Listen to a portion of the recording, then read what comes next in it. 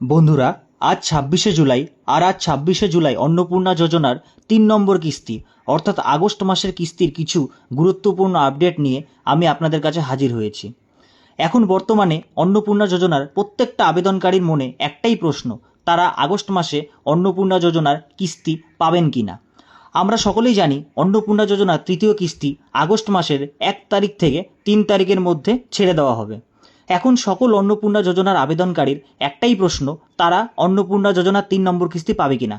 এই বিষয় নিয়ে আমি বলতে চাই, যারা যারা এই জুলাই মাসে অন্নপূর্ণা যোজনার কিস্তি পেয়েছেন, আপনাদের যদি রিভেরিফিকেশন লিস্টে নাম এসে থাকে তাহলে আপনাদের রিভেরিফিকেশনটা অবশ্যই করাতে হবে। তারপরেই কিন্তু আপনারা আগস্ট মাসের তৃতীয় কিস্তিটা পাবেন। আর যারা জুলাই মাসে কিস্তি পেয়েছেন কিন্তু আপনাদের নাম রিভেরিফিকেশন লিস্টে আসেনি, আপনাদের কিন্তু রিভেরিফিকেশন ছাড়াই আগস্ট মাসের তৃতীয় কিস্তি অর্থাৎ ৩,০০০ টাকা অ্যাকাউন্টে ক্রেডিট হতে চলেছে।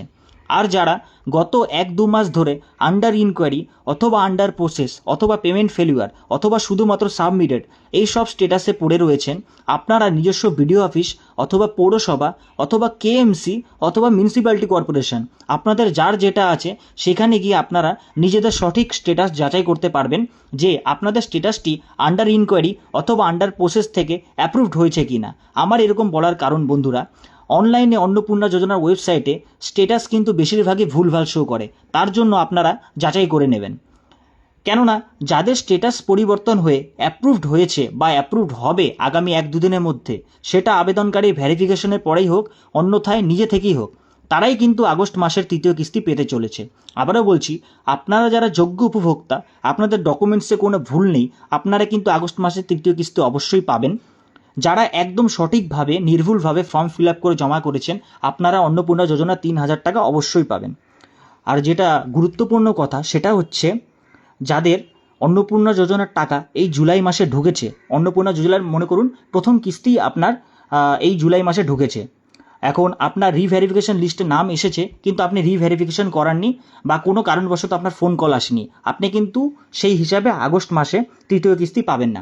রিভেরিফিকেশন লিস্টে নাম আসলে আইসিডিএস কর্মীদের কাছে, ওনারা নিজে থেকেই আপনাকে ফোন করবে এবং ফোন করে যাচাই করবে, 3টা ডকুমেন্টস নেবে, আধার কার্ড, ভোটার কার্ড এবং অ্যাপ্লিকেশন আইডি, এই 3টা ডকুমেন্টস নিয়েই কিন্তু আপনার রিভেরিফিকেশনটা ওনারা সম্পূর্ণ করে দেবে।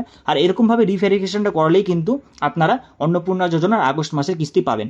আর যারা এই জুলাই মাসে কিস্তি পেয়েছে অন্নপূর্ণা যোজনার কিন্তু রিভেরিফিকেশন লিস্টে তাদের নাম আসেনি, আশাকর্মী দিদিরা তাদেরকে ফোন করেনি, তাদের কিন্তু চিন্তার কোনো কারণ নেই, তারা কিন্তু রিভেরিফিকেশন ছাড়াই অন্নপূর্ণা যোজনার তৃতীয় কিস্তি আগস্ট মাসে পেতে চলেছে। বন্ধুরা, এই ভিডিওতে এতটুকু আপডেট থাকলো, আরও কোনো আপডেট আসলে অবশ্যই ভিডিও পাবে। ধন্যবাদ। ভিডিওটাকে ভালো লাগলে ফলো, লাইক অ্যান্ড শেয়ার করতে একদম ভুলবেন না, বিশেষ করে ফলো করতে কিন্তু একদমই ভুলবেন না।